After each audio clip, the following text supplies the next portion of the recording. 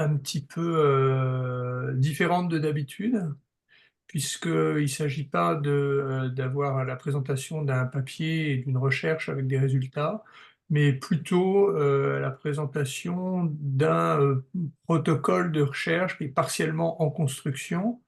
Et donc que ce protocole nous soit présenté et puis qu'on puisse avoir des idées, des suggestions, des solutions pour les problèmes que Alexandre va peut-être nous indiquer. Et donc voilà, c'est plutôt une réflexion commune sur une recherche en cours pour se soutenir mutuellement dans cet exercice.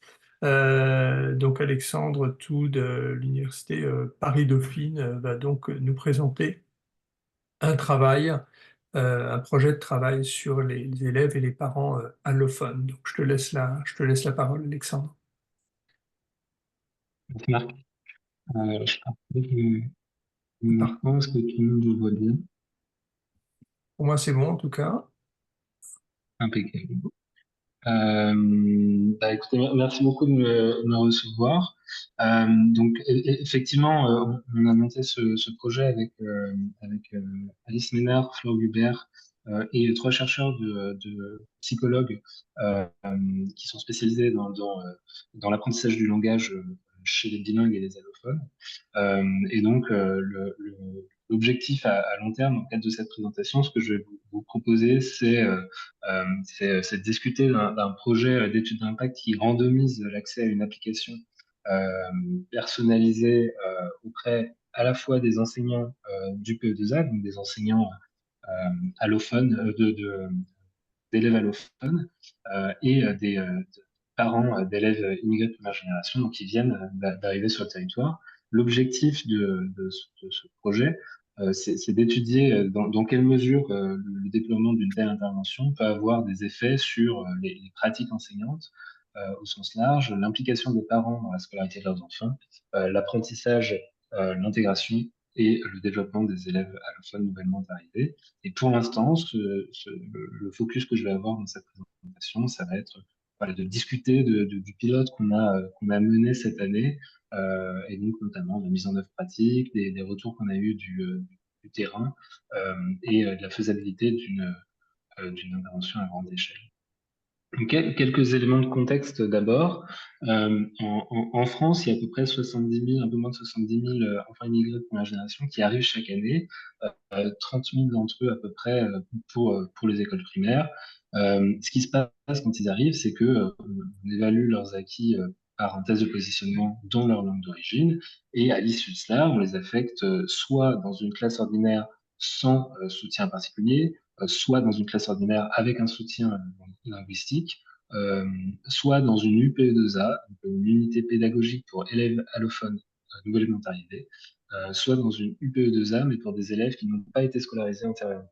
Alors là, quelques points de précision. En fait, ces points 2, 3 et 4, en pratique, ils sont franchement proches. Les UPE2A, dans le premier degré, contrairement à ce qui peut se passer dans le collège, ce qui se passait historiquement, se détermine, l'existence d'une UPE2A se détermine par le fait qu'un enseignant ou une enseignante du PE2A soit disponible sur l'école ou vienne dans l'école pour prendre et accompagner des élèves allophones.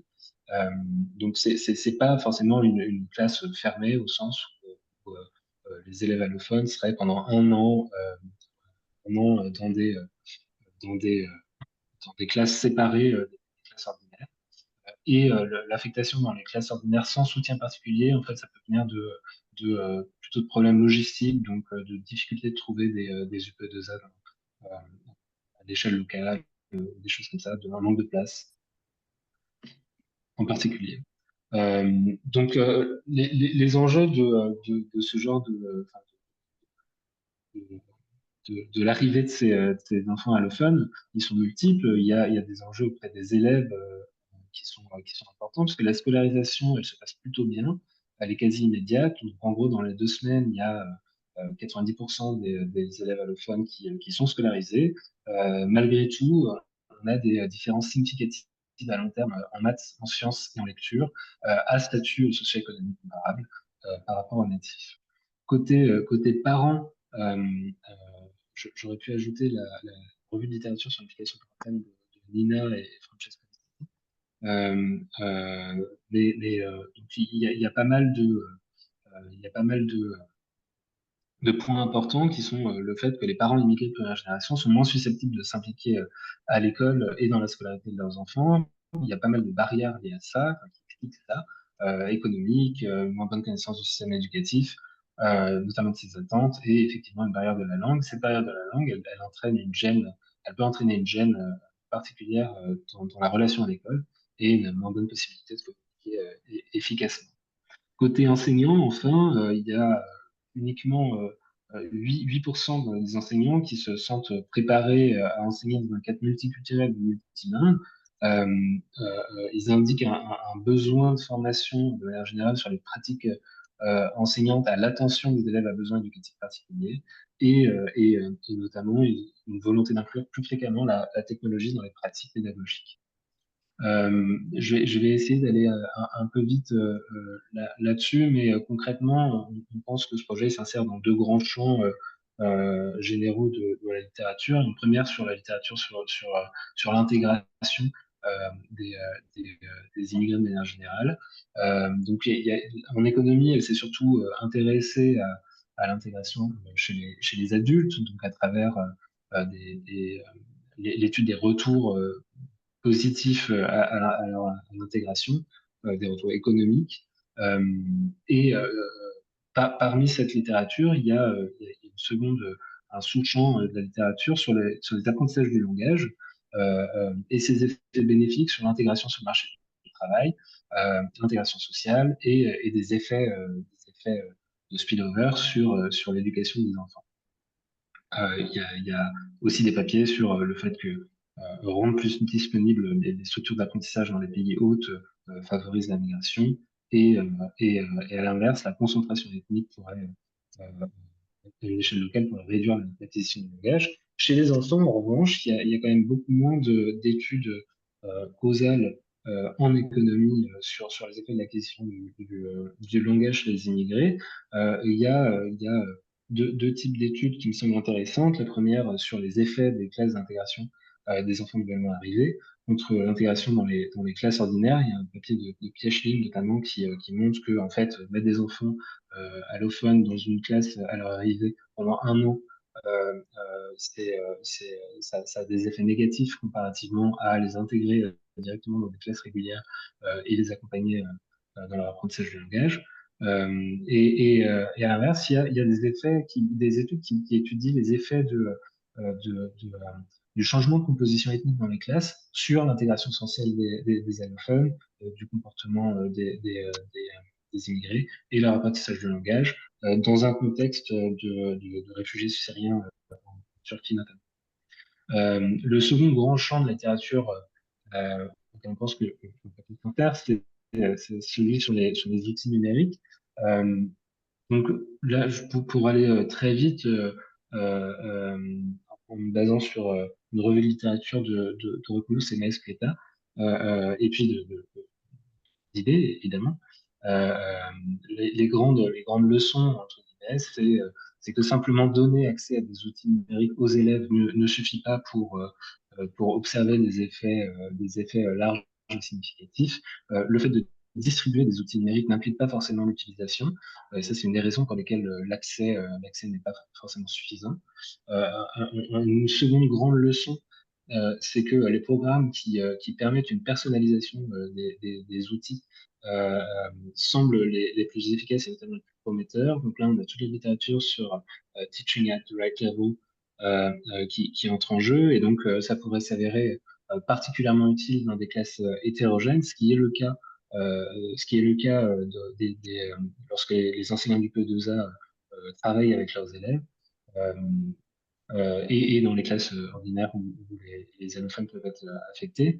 On observe aussi des larges effets qui sont principalement quand les outils sont personnalisés, principalement en mathématiques, un peu plus modestes en lecture, mais là, il y a quand même une grande disparité dans les résultats. Et une leçon un peu récente, c'est que les effets optimisés semblent l'être, enfin, les effets semblent être optimisés en approche mixte. Pour ainsi dire, plus on augmente, il semblerait qu'il y ait des rendements décroissants au-delà d'une trop grande part d'utilisation du numérique dans les pratiques pédagogiques. Il semblerait que ce soit plus rentable de les utiliser avec parcimonie.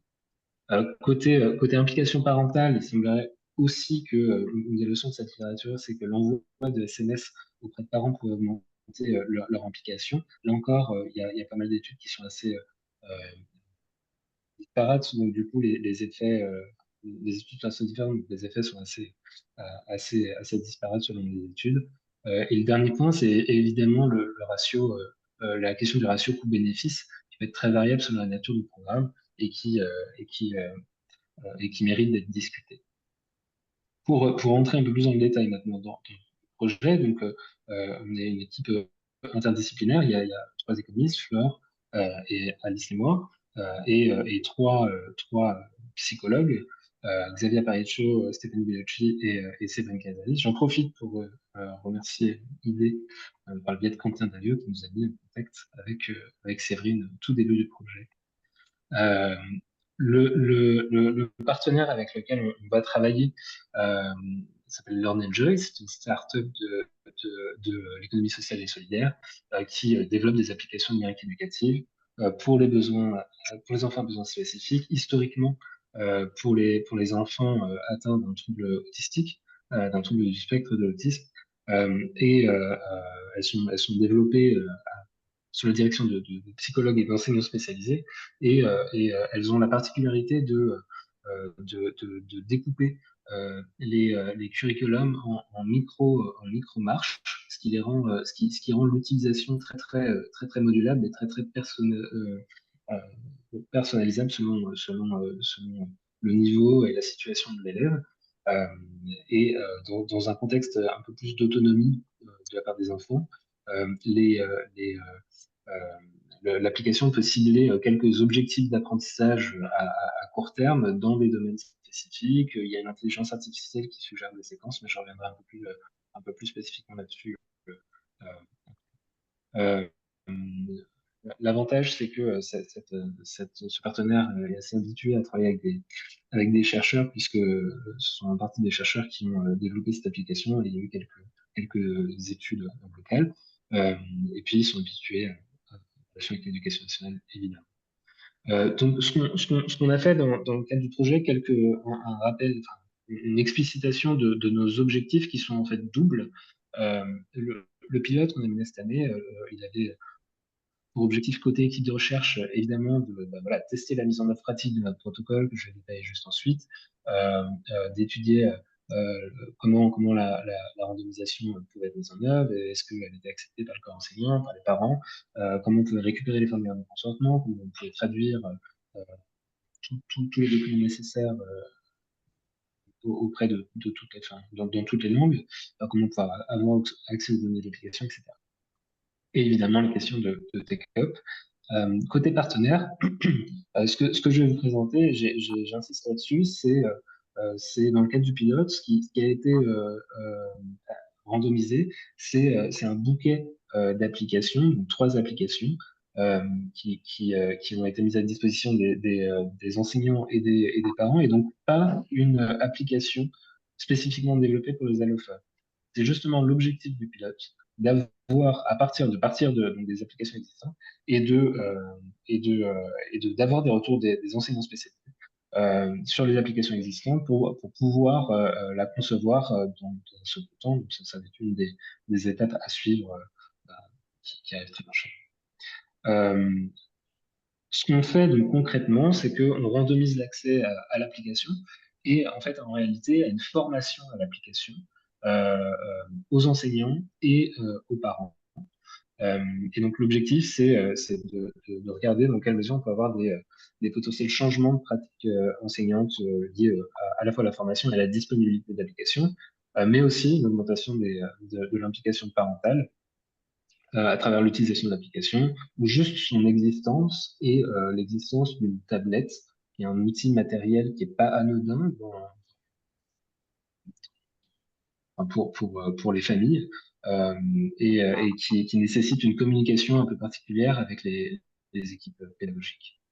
Donc, ce qu'on espère étudier, c'est les effets sur côté enseignant, l'intégration numérique, la volonté de se former au numérique, la collaboration entre enseignants, euh, côté parents, effectivement l'accompagnement dans les devoirs, la participation aux réunions, donc la relation avec les équipes pédagogiques, et côté enfant, l'apprentissage du langage, les résultats scolaires et la socialisation de l'enfant. Euh, concrètement, à quoi ressemble l'intervention? Donc, les applications, je vous disais, il y en a trois: School, Preschool et Appli. School et Preschool sont conçus de la même manière, c'est des micro-marches. Les activités sont découpées, le programme pardon, est découpé en micro-activités qui permet une personnalisation par les enseignants de, de l'apprentissage de l'enfant. Et donc, School s'applique principalement au CP en réalité. Dans le cas des allophones, les enseignants du PEDESA nous ont dit que ça pouvait être utilisé jusqu'en CE2, et Preschool principalement pour la maternelle. Euh, Appli-nous se focalise sur le développement de la littératie, de la numératie en maternelle pour préparer la rentrée de CP. Donc, comparativement à Preschool, il y a beaucoup plus d'oralisation, euh, euh, notamment. C'est une des principales différences. Euh, les applications, elles peuvent être utilisées de trois grandes manières. Soit pour une aide individualisée, donc en gros, l'enfant est sur la tablette, sur l'application, l'adulte l'accompagne dans la réalisation d'une séquence d'activités et, euh, et l'aide si nécessaire. Donc c'est une sorte de travail un peu surveillé.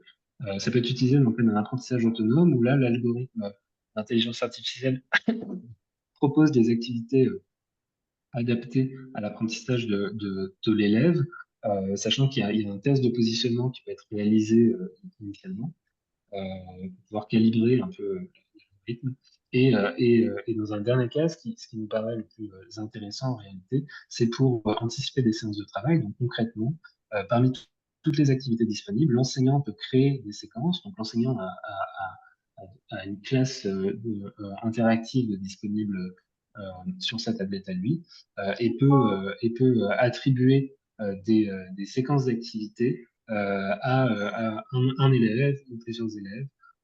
Et donc, on peut se retrouver dans des situations où des élèves travaillent sur certaines activités sur tablette pendant que l'enseignant accompagne d'autres élèves dans le test.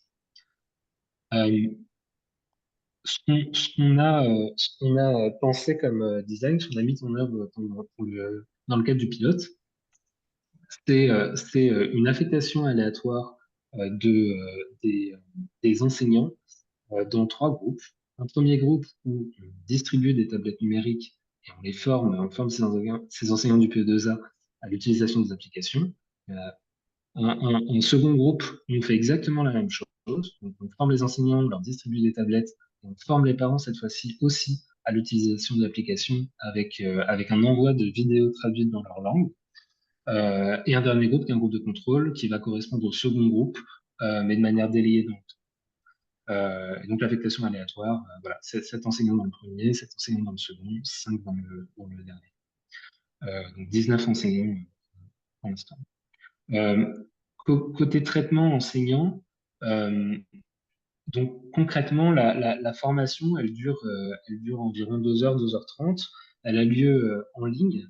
On essaie de leur envoyer les tablettes au préalable pour des raisons évidentes de contraintes budgétaires dans le cadre du pilote. On a pu envoyer que 5 tablettes par enseignant. Euh, idéalement, donc, on serait en mesure de distribuer Ah, il y a un bus, je pense. Il n'y avait pas de bus, non? Ah bon? une tablette par enfant. Euh, les formulaires de consentement, donc, ils sont envoyés traduits dans toutes les langues qu'on aura pu identifier avec les enseignants. Et on met en place un QR code sur le questionnaire sur le formulaire de consentement, qui renvoie à une version en ligne qui est traduite oralement, pour les cas où les parents seraient pas capables, enfin, seraient pas capables de lire dans leur langue d'origine. Et donc, un point qui est très important, c'est que donc on forme les enseignants, on leur donne des tablettes, on leur donne accès à l'application, mais il n'y a aucun impératif à l'utilisation de l'application. Les enseignants font bien comme ils veulent, et c'est un peu ça qu'on espère voir. Enfin, on espère voir un petit peu ce qui se passe, est-ce qu'il y a un réel take-up, est-ce qu'il y a un intérêt, ou est-ce qu'il y a une appropriation de l'outil. Côté traitement pour les parents, les vidéos, elles sont envoyées par WhatsApp aux parents qui ont rempli le formulaire de consentement et elles sont traduites dans leur. N'hésitez pas à m'interrompre hein, si jamais vous avez des questions de clarification par ailleurs. Donc, la manière dont on a constitué l'échantillon en termes de calendrier, d'avril à septembre 2023, on a essayé de prendre contact avec pas mal de CASNAV pour leur présenter le projet, espérer présenter le projet aux enseignants. Finalement, il y a quatre académies qui se sont portées volontaires, donc Strasbourg, Lille, Créteil, Paris. Je reviendrai un peu plus en détail après sur la composition, enfin la manière dont on a recruté les enseignants. En septembre, du coup, on randomise les enseignants dans chacun de nos trois groupes au sein de chaque académie.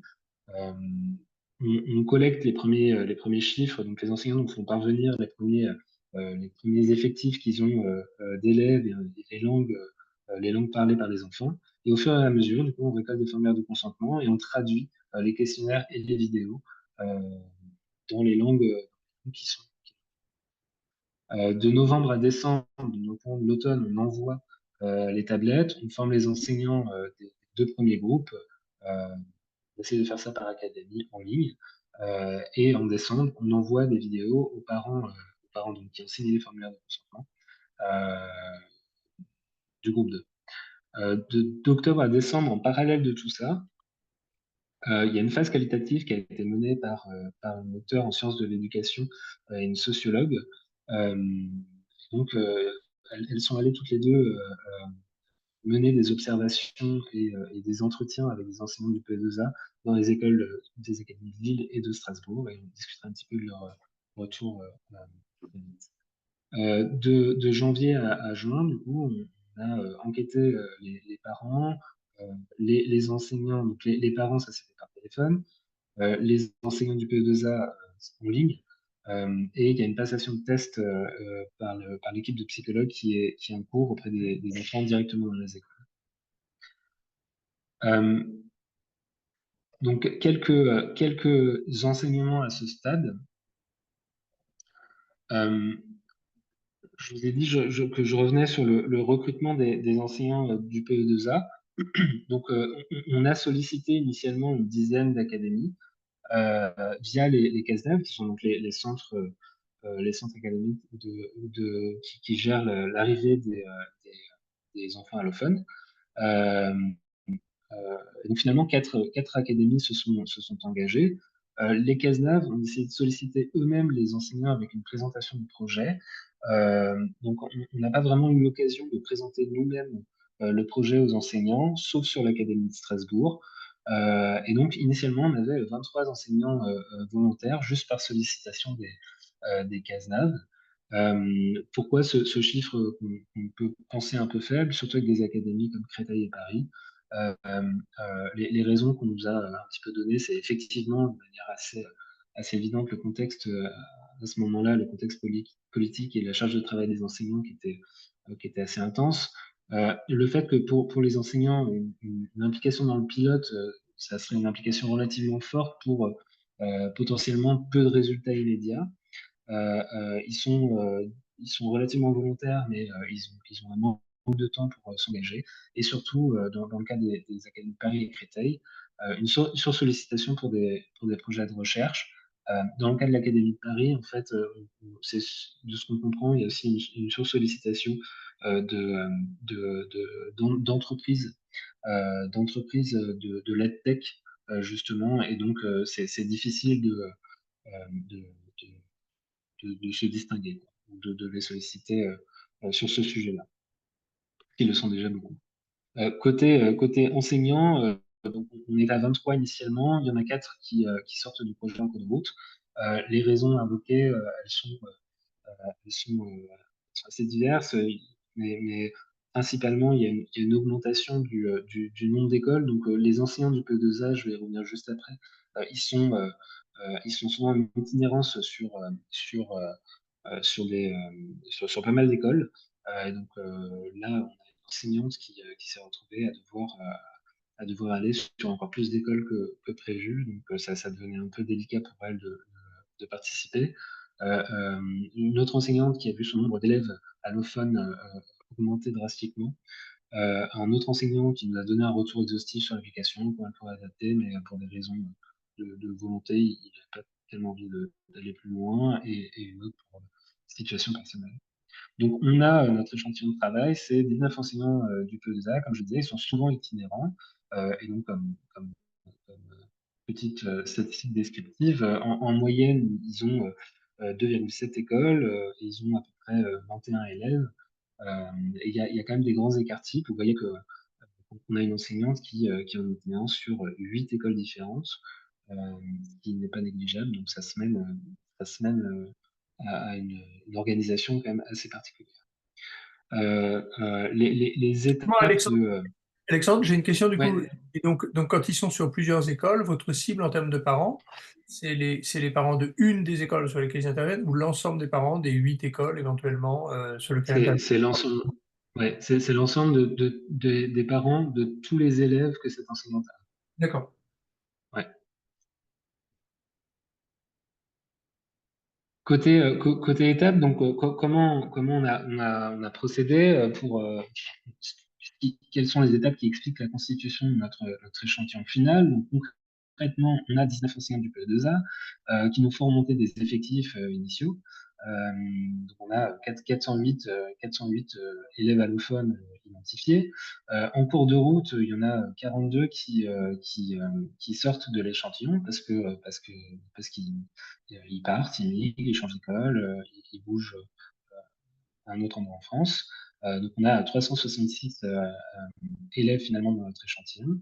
On reçoit 153 formulaires de consentement et on fait passer 49 questionnaires sur les 153. Alors, quelques points de précision quelques commentaires, points d'attention sur ce qui se passe d'une étape à l'autre. Donc, le gap entre les effectifs qu'on a et le nombre de consentements qu'on reçoit, il s'explique par quelque chose d'assez spécifique à la nature des applications. Finalement, c'est que les applications, en gros, elles vont de la maternelle au CP, CE1, au mieux CE2. Et donc, malgré le fait qu'on aurait bien aimé avoir pour chaque enseignant des consentements à chacun des niveaux d'élèves qu'elles avaient, finalement, il y en a beaucoup qui ont quand même décidé de transmettre des formulaires de consentement aux parents, uniquement aux parents des élèves qui allaient du CP au CE2. Le second point, c'est que malgré l'utilisation du QR, il y a pas du tout d'utilisation du QR code qui aurait permis un recrutement en ligne, quoi. Et malgré un accès à Internet assez large des parents. Et côté enseignant aussi, on a eu Excuse-moi, pas mal de Alexandre, excuse-moi, disparités. juste pour Ouais. comprendre ça à nouveau, QR code, donc ce que ça fait, c'est que les parents qui ont envoyé leur consentement l'ont envoyé sous format papier, c'est ça que tu veux dire, aux enseignants? En fait, voilà, donc les enseignants leur envoyaient des formulaires en format papier. Ouais, Dessus, voilà, le formulaire était traduit. Il y avait aussi un QR code. Ce QR code est renvoyé sur une version en ligne traduite d'accord. oralement. Et donc, les enseignants distribuaient les formulaires de consentement, les formulaires de consentement auprès des parents quand ils pouvaient. Et souvent, donc, il y a y a pas eu de retour ni d'utilisation. En fait, il n'y a pas eu d'utilisation du QR code. Euh, et donc, pas de discussion. Enfin, les enseignants passaient pas du tout par le QR code, quoi. Quand ils essayaient de faire remonter des formulaires de consentement, ils les faisaient avec les parents et ils les remplissaient eux manuellement sur la version française du D'accord. formulaire et les scannaient et nous les renvoyaient comme ça. Ah, d'accord. Euh, il y a quand même pas mal. Donc en fait, côté parents, parents seuls, ça sent pas marcher de leur donner le questionnaire. Euh, Ça, c'est souvent le cas en réalité, mais donc il faut quand même un investissement à ce stade-là des enseignants du P2A qui est assez important. Et c'est là-dessus qu'on a pas mal de disparités, pas forcément sur l'investissement en tant que tel, mais pas mal de raisons différentes qui font que certains enseignants n'ont pas du tout pu nous faire remonter de formulaires. On a un enseignant qui finalement a appris que son UPE2A allait fermer à la rentrée suivante. Une autre qui, sur l'île, avait quasiment tous ses élèves qui vivaient en bidonville et donc dont les parents étaient complètement inatteignables. L'exemple de cette enseignante sur un très grand nombre d'écoles qui peine aussi à rencontrer les parents.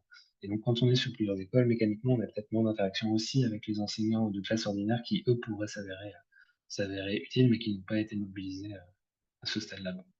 Alexandre, donc là, on est d'accord, on parle des enseignants du groupe Ouais. 2 qui devaient demander aux parents un consentement pour participer à l'expérimentation Mm. groupe 2 d'avoir une Non, interface. non, non. Non, c'est quoi alors Non, non, c'est consentement c'est pour les quoi, alors. formulaires de consentement. Là, c'est les formulaires de consentement pour tous les groupes. Chaque enseignant du PE2A a des élèves qui ont des parents. Mais On transmet des formulaires de c'est un consentement consentement à à quoi? l'enquête.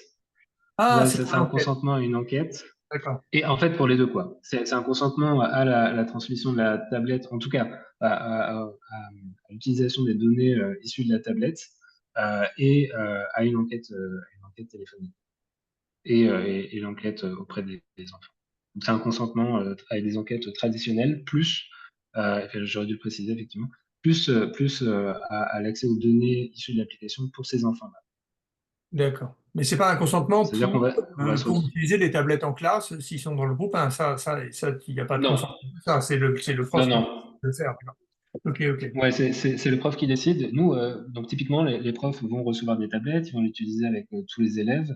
On leur demande quand même de faire très attention à voilà, utiliser la même tablette avec les mêmes élèves, avoir un tableau où ils ont un suivi de quel élève est affecté à quelle tablette, etc. Euh, et, et, euh, euh, et en pratique, bah voilà, on aura un sous-échantillon de ces élèves-là, nous, parce on aura uniquement les élèves dont les parents ont consenti. Euh, donc, euh, les élèves auront tous accès à l'application parce que c'est l'enseignant qui gère ses classes comme il l'entend. Mais nous, on aura accès aux données de l'application que pour les élèves pour lesquels les parents ont consenti. Et ces parents, on les appellera et les enfants, potentiellement, on leur fera passer des Bon. enquêtes, C'est pas clair pour des moi. tests. C'est pas clair pour moi pourquoi tu as besoin d'un consentement pour utiliser les traces, pour exploiter les traces d'utilisation des tablettes. Une information suffit, à mon avis. Évidemment, implicitement ou explicitement, pour Ouais. les enquêtes, tu as besoin d'un consentement, parce que si les gens n'ont pas envie de faire l'enquête, ils la font pas. Donc évidemment, et puis il faut que tu leur dises déontologiquement, vous n'êtes pas obligé de répondre à cette enquête, Hmm. ça a des conséquences, etc. Mais sur les traces, t'es pas obligé de demander un consentement.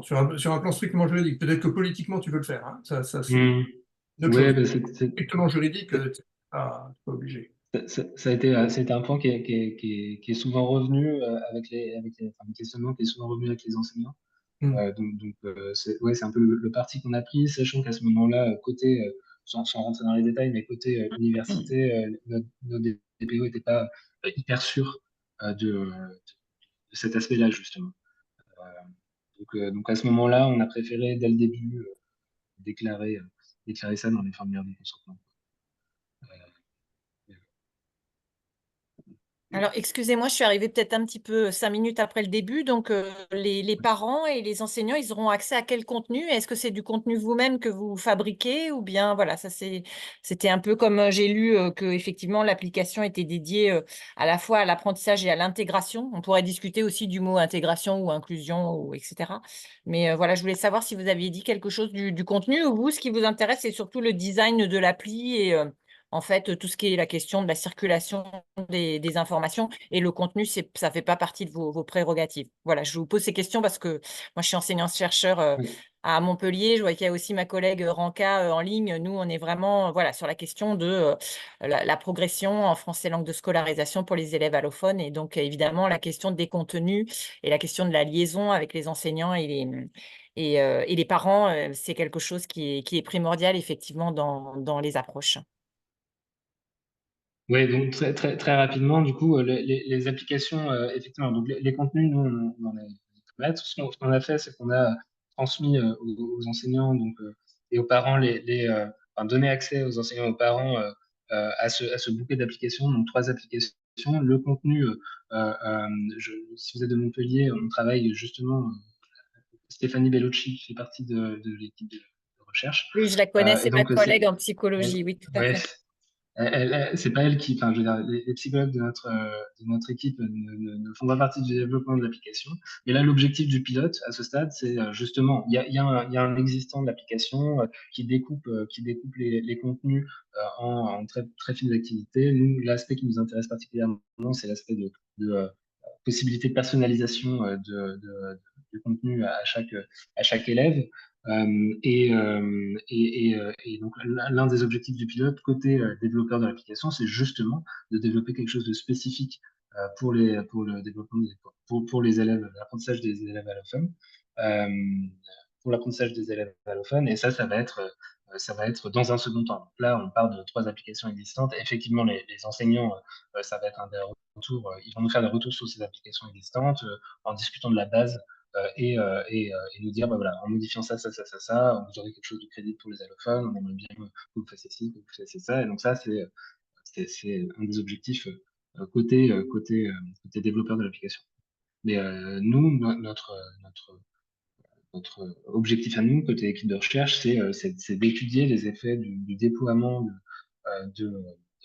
d'une application du coup, future qui serait pensée spécifiquement pour l'apprentissage des allophones et d'étudier ces effets sur les pratiques enseignantes, sur l'implication des parents et sur l'apprentissage de développement des enfants et l'intégration au sens de socialisation avec ses camarades de classe.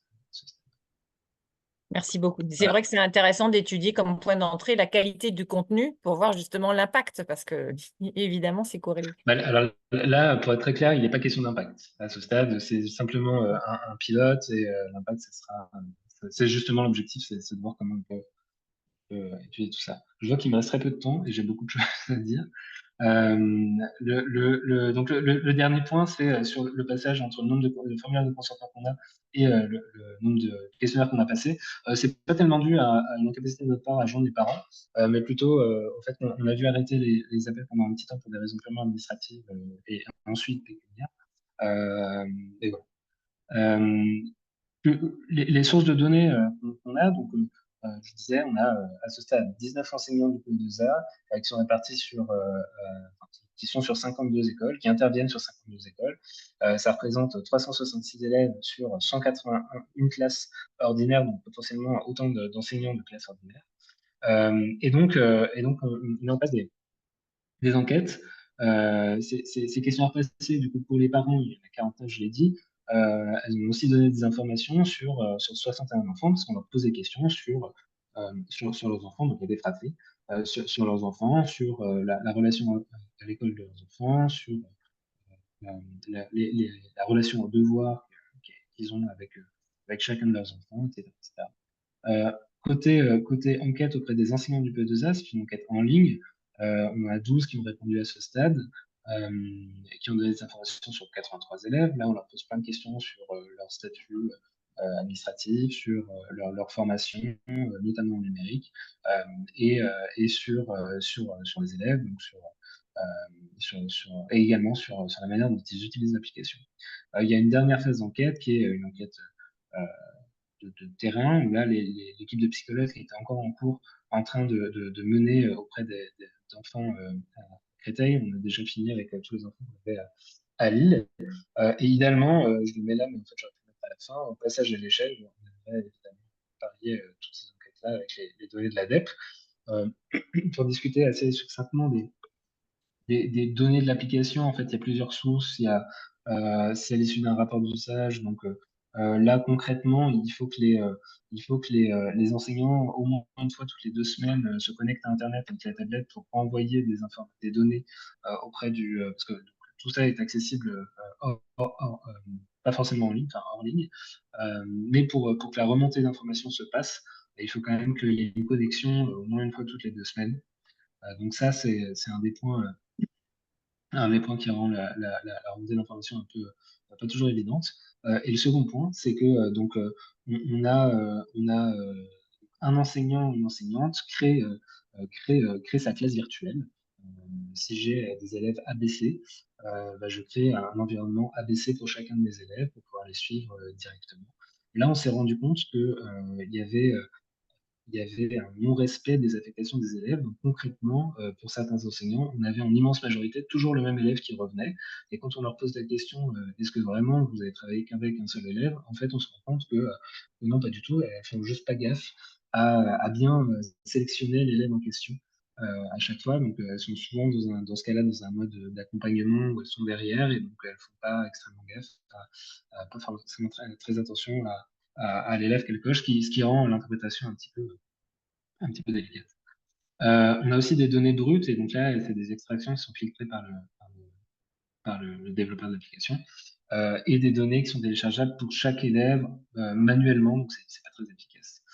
Tous ces problèmes-là, ils ont été un petit peu listés, et donc ils vont pouvoir être un petit peu discutés, ils vont pouvoir être facilement un petit peu levés avec le développement d'une application unique. Et donc, on pourra modifier un petit peu toute la structure de travail, pas forcément juste pour nous, parce que ça nous facilite le travail de récupérer leurs informations, mais aussi pour les enseignants sur la structure de l'application. Ce qui nous intéresse peut-être pas mal maintenant, c'est le take-up. Donc, pour être très clair, il y a deux manières on va un petit peu mesurer. Le premier, c'est à partir des enquêtes. Donc, je vous ai dit, il y a 12 enseignants du P2A qui ont répondu aux enquêtes sur les 19. Parmi ces 12-là, il y en a 7 qui font partie des groupes 1 et 2. Donc 7 qui ont été formés à l'application au moment des enquêtes et qui ont reçu des tablettes, qui ont l'application disponible. Et donc on leur a demandé, voilà, est-ce que vous avez bien suivi la formation? Donc sa première ligne, oui, ils ont tous 7 sur 7 suivi la formation. Est-ce que vous avez bien été équipés en tablette? Oui, ils ont bien été équipés. Qu'est-ce que vous faites? Enfin, quelles applications vous utilisez en pratique? Et donc là, tous les enseignants utilisent School, ce qui paraît assez normal parce que nous, on est sur sur de l'élémentaire, donc School, c'est l'application qui est dédiée, mais pas mal utilisent Preschool. La moins forte utilisation de l'appli nous, c'est parce qu'en fait, elle est venue en cours de route. Elle a été rendue disponible en cours de route. Et on leur pose la question de la fréquence d'utilisation. Donc, en gros, combien de jours par semaine vous utilisez l'application. Donc, en moyenne, School et Preschool sont utilisés à peu près à la même fréquence, donc entre 1 et 2 jours, 1,5 et 2 jours. Ce qui peut-être nous intéresse plus, c'est les Excuse-moi, données. Alexandre, juste pour comprendre Ouais. sur donc il y a 12 enseignants en tout dans l'expérimentation, c'est ça? Alors, il y en a 19 dans l'expérimentation, mais il y en a 14 qui sont dans les groupes 1 et 2. Alors, en fait, il y en a 19 en tout dans l'expérimentation, mais il y en a 12 qui ont répondu au questionnaire. Sur ces 12 qui ont répondu au D'accord. questionnaire, Ok. il y en a que 7 qui sont dans les groupes où ils ont reçu une formation. Les 5 autres, Ok. Donc tous ceux qui devaient c'est le groupe contrôle. conditionnellement répondre, tous ceux qui devaient avoir la formation ont eu la formation et tous ceux qui devaient être équipés ont été équipés. Conditionnellement à répondre. Oui, d'accord. Exactement. Mais, Ouais, mais par ailleurs, tu le sais sur les non-répondants au questionnaire, s'ils ont été à la formation et s'ils sont équipés, puisque c'est vous, oui, oui, je le sais. pas Oui, oui, directement vous qui l'avez fait. Et donc oui, oui, je le sais. Bah, la ils ont, participation est de 100% ou ceux qui n'ont pas bah, répondu, elle aussi ceux est, qui ne sont pas allés à la elle formation. est, ouais, ouais, non, elle est de 100%. Il y en a deux qui ont suivi euh, les enregistrements parce qu'ils n'ont pas pu assister à la visio. Et donc, Ok, la visio était enregistrée, on leur a renvoyé et donc ils ont pu nous poser des questions par la suite d'accord. Ok. après avoir vu la formation. Mm. Mais on est sûr qu'ils l'ont regardé. Et Et pareil, l'utilisation de l'application, tu le sais aussi, puisque tu as les traces, donc tu sais aussi sur l'exhaustivité, si au-delà des 7 qui ont répondu à ton enquête, les autres ont utilisé Oui, l'application. voilà. Et donc, c'est ça. Donc, c'est ma slide d'après. Donc là, c'est à partir des données de l'application. Euh, Donc ici concrètement, on a 10 enseignants 10 enseignants sur 14 qui ont utilisé l'application, pour lesquels on a des traces d'utilisation de l'application avec les comptes qu'on a ouverts nous. On est certain que tous les enseignants ont utilisé l'application, ont regardé l'application à un moment ou à un autre. On sait qu'il y en a qui se sont créés des comptes eux de leur côté. Donc, sur les 14 qui ont été formés dans le groupe 2, il y en a 10 pour lesquels on trouve des traces dans dans les données du partenaire. Et donc, ce que j'ai fait, c'est de recenser un petit peu le nombre par application, le nombre de matières, d'activités et d'élèves qui sont concernés par enseignant. Donc, 6 enseignants ont utilisé Preschool. Euh, pour Preschool, on a 3,7 matières différentes, donc maths, apprentissage du langage, français, il y a une section découvrir le monde. Euh, il y a en moyenne 50 et quelques activités qui ont été utilisées avec les élèves pour 6 élèves en moyenne. Il y a quand même des écarts-types importants. Pour School, c'est beaucoup plus conséquent. Donc, typiquement, 150 activités ont été utilisées par les enseignants. Et donc là, tous les enseignants, les 10 enseignants pour lesquels on trouve des traces, ont utilisé l'application. Et donc, pour un nombre d'élèves identique à Preschool, appelez-nous, encore une fois, comme c'est venu en cours de route. Il y a beaucoup moins d'enseignants qui se sont appropriés, 3 seulement, et pour un nombre d'activités du coup très très faible à ce stade. Aussi parce que bah, voilà, ça concerne a priori des enfants de bas âge, quoi. Donc un take-up qui est possible de mesurer assez directement. Euh, on a mené Lamprini Chartefilaka et Manon Cuissard ont mené des observations et des entretiens euh, euh, dans 11 écoles de l'Académie de Lille et de Strasbourg. Et on a tiré pas mal d'enseignements. Les premiers sur l'application, c'est que finalement, il y a pour tous les enseignants qui ont été rencontrés, et ça a été valable à la fois dès le début et dans les interactions qu'on a pu avoir de manière plus informelle ensuite avec les enseignants. Mais il y a un engouement particulier, enfin un engouement certain en tout cas, pour la construction d'un outil spécifique pour les allophones. Le point qui est particulièrement apprécié, c'est effectivement le fait que ça soit très personnalisable pour chaque élève. Des points d'amélioration notables qui sont bah, le fait d'étendre les activités, ça c'est en cours à tous les niveaux. Donc là, ça ciblait CP jusqu'au max CO2. L'idée, c'est de développer quelque chose qui partirait peut-être de la maternelle jusqu'au CM2, qui serait beaucoup plus souple. Et un point assez important qui est disponible dans Appli-nous, mais pas forcément partout dans School et Preschool, c'est la nécessité de systématiser l'oral dans les consignes des exercices, des activités, et la possibilité d'avoir un petit bouton pour réentendre les consignes, etc. Le design aussi, c'était un commentaire qui est revenu pas mal, qui pouvait être potentiellement un peu enfantin pour certains enfants un peu trop âgés. Et donc, il y a pas mal d'enseignants qui sont volontaires pour faire partie des focus group et reconstruire l'application spécifique aux allophones. Côté formation, ce qu'on a négligé, c'est ouvertement le côté technique de l'utilisation d'une tablette, comment on utilise une tablette, comment on fait un partage de connexion pour avoir Internet sur la tablette.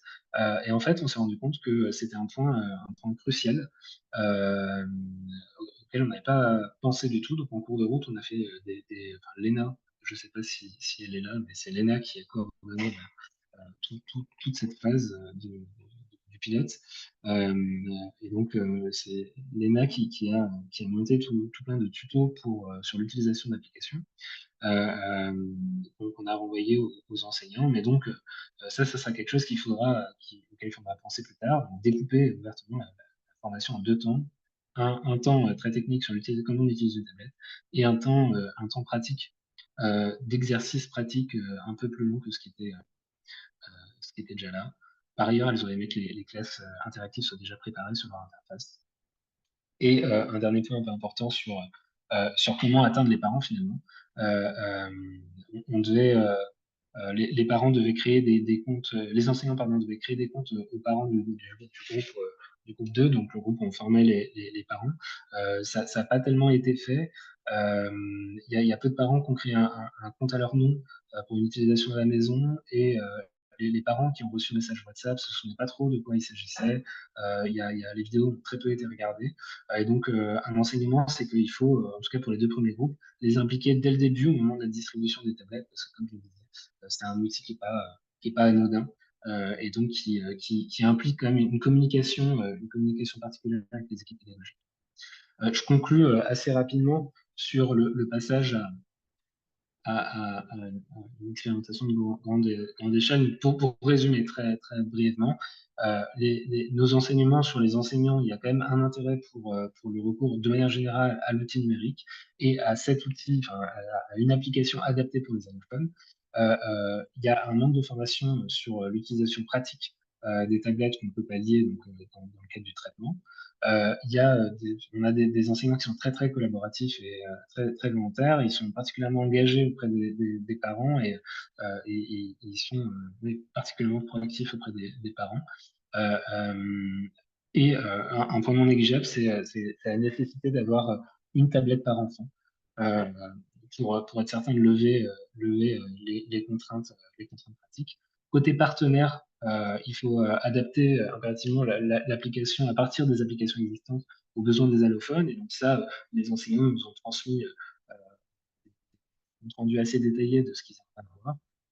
Et ils sont très disponibles pour comprendre. Côté parents, ils sont assez prompts à consentir au projet, même dans le groupe de contrôle. On a reçu pas mal de formulaires de consentement, même plus dans le groupe de contrôle. Et donc, on pense les engager beaucoup plus explicitement au moment de la délivrance des tablettes dans les deux premiers groupes. Et ils sont par ailleurs, on a des remarques anecdotiques, on sait qu'ils sont assez intéressés par l'utilisation de l'outil. Donc à court terme, évidemment, côté partenaire, c'est déjà engagé une recherche de financement pour l'adaptation de l'application et l'implication des enseignants qui sont déclarés volontaires pour co-construire l'app. Et côté équipe de recherche, on a des recherches de financement aussi pour le passage à l'échelle et aussi pour l'équipement en tablettes des élèves.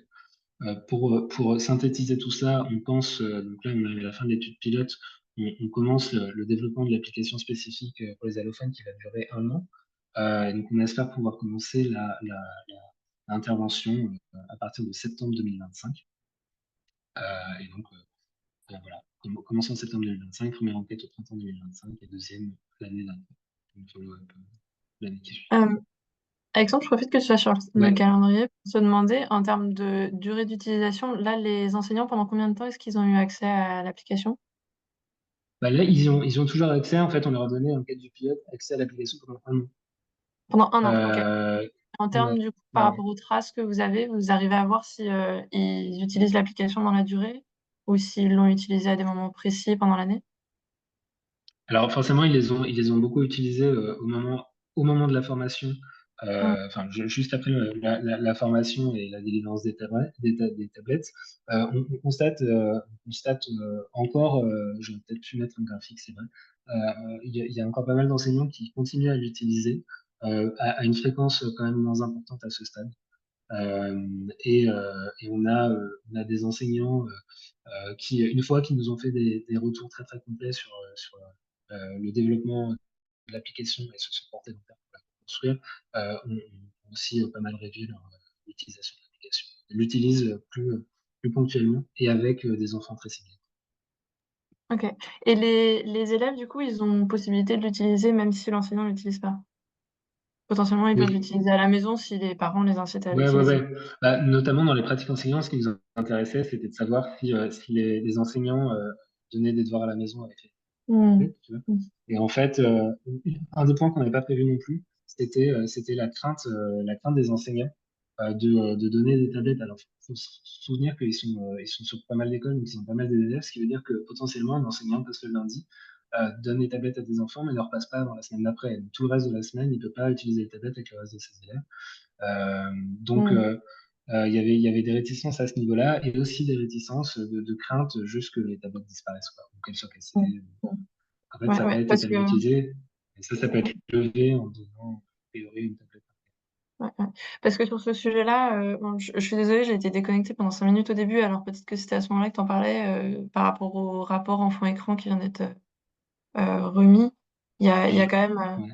un point sur la restriction de ne pas donner de tablette individuelle aux élèves en maternelle et potentiellement en primaire aussi. Mais avec la mention que ça s'adresse pas aux élèves à besoins particuliers, mais du coup, par rapport à la communication auprès des enseignants, il y aura peut-être des Mhm. voilà, un peu de pédagogie à faire là-dessus, puisque peut-être que le message sera un peu brouillé pour eux. Ouais, alors c'est quelque chose qui est pas mal revenu initialement sur aussi le droit à la déconnexion, tout ça. Donc évidemment, on a mis un contrôle parental qui est accessible que par l'enseignant. On a empêché tout téléchargement de l'application, d'autres applications, etc. Mais on n'est jamais à l'abri de trucs de simulation. Et c'est vrai, c'était une bonne remarque. Et merci beaucoup. J'ai noté ça. Et la possibilité que l'application, elle soit téléchargée directement par les parents sur leur téléphone, ça, c'est pas quelque chose que vous avez envisagé? Bah, on leur a posé la question. On a eu pour l'instant très peu de retours de parents qui ont fait ça. Euh, je crois que de manière anecdotique, il y en a deux, quoi. Ça marche. Merci beaucoup en tout cas pour ta présentation. Oui, parce que, pardon, pour clarifier, du coup, c'était la question, mais je pense que les tablettes, elles sont propres à l'école, en fait. Les enfants, peuvent pas prendre les tablettes chez eux. Donc, l'idée, c'est que les parents, s'ils veulent l'utiliser avec leurs enfants, doivent télécharger sur leur Ouais, ouais, téléphone. c'était ça l'objectif. Ok. Ouais. C'était juste pour clarifier, parce C'était que à la fois, enfin, en fait, Ok. tout dépendait. On voulait voir si les enseignants autorisaient les enfants à amener leur tablette à la maison pour des devoirs, auquel cas les parents ont été formés. On se demande s'ils s'impliquent à ce moment-là ou pas. Euh, et par ailleurs, oui, on s'attendait à ce que téléchargent l'application. Ils avaient reçu un lien pour les enseignants auraient dû créer un lien pour merci. Est-ce qu'il y a d'autres questions ou suggestions?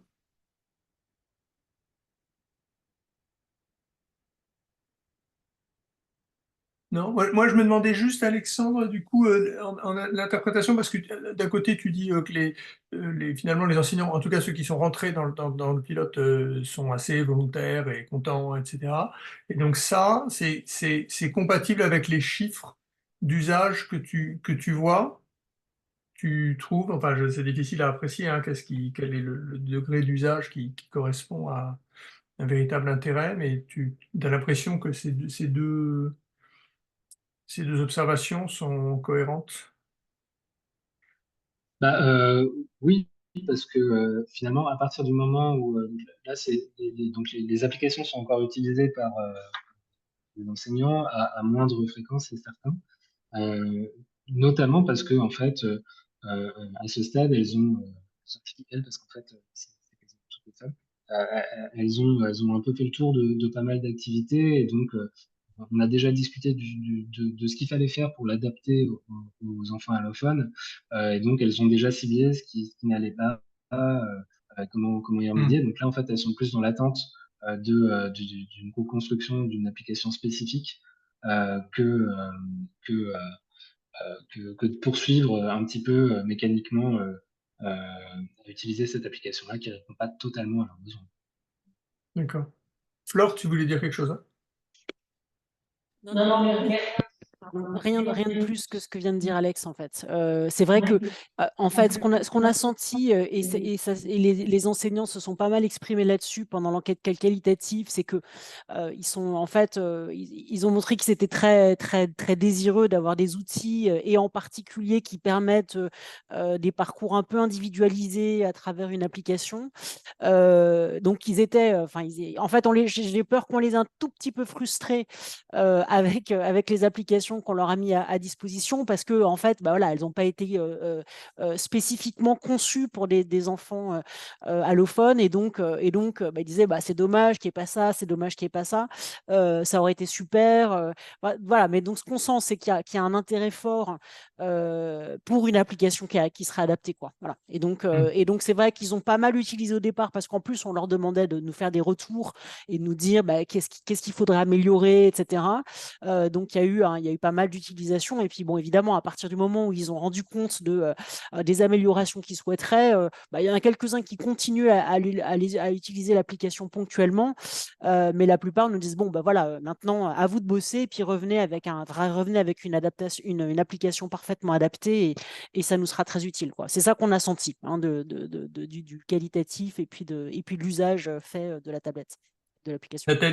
Nathalie, une dernière remarque, et puis après, il va falloir qu'on arrête. Oui, pour rebondir sur ce que vous veniez de Ouais. dire, je pense que enfin, en tout cas, nous, les résultats de la recherche, qui travaillons depuis 25 ans avec les enseignants qui sont en UPE2A, etc., nous disent qu'effectivement, ils sont en besoin de différenciation pédagogique. Donc, la tablette, ça peut être vraiment voilà, une entrée très, très forte pour répondre à ce besoin. Une autre demande qui remonte du terrain, c'est effectivement le lien avec les parents. Donc là aussi, ce que vous proposez répond tout à fait à la demande. Après, effectivement, moi, je ne connais pas, hein, les produits que vous proposez, mais au départ, situation élèves en situation de handicap, les élèves allophones, ils ne sont pas en situation de handicap, ils sont en situation de développement du biplurilinguisme. Donc ça, c'est important aussi de ne pas véhiculer cette image. Bien sûr, on peut avoir des développements atypiques du langage et puis des gens qui apprennent une langue seconde, mais ça, c'est quand même assez, voilà, une marge très peu importante de nos apprenants. Donc, je pense qu'effectivement, ce qui est important, c'est de voir maintenant au niveau des contenus. C'est pour ça que c'était mon intervention tout à l'heure, non seulement de la part des enseignants, mais aussi de la part de ce que produisent la recherche sur l'enseignement des langues, sur le développement et la progression du lire-écrire, etc. Donc là, il y a beaucoup, beaucoup de choses, et ça sera très fructueux, effectivement, de transférer tout ça après sur une appli qui soit, voilà, qui soit fonctionnelle. En tout cas, merci beaucoup. Super, merci beaucoup. Je propose d'arrêter là, puisque notre temps est écoulé. Et, merci beaucoup.